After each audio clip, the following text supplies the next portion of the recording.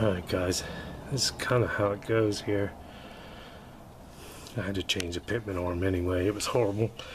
And the idler arm, which it was still good, but you get it cheaper with the idler arm and pitman arm than you can by themselves as all we get.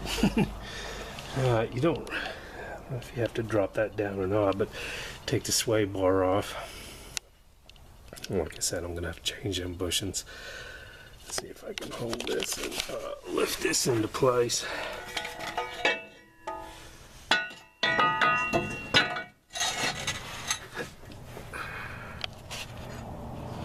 Okay. There we go. That's how it sticks out through the bottom. And then the bearing goes on the bottom. And these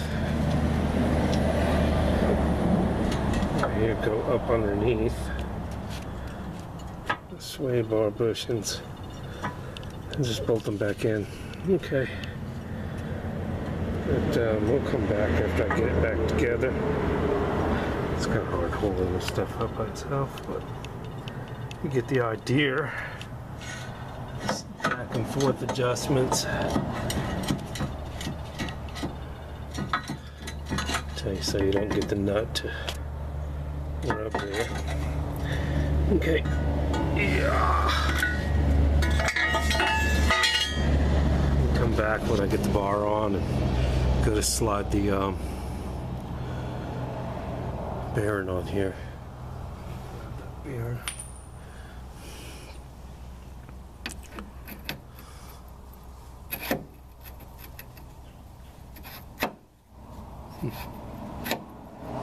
It's funny.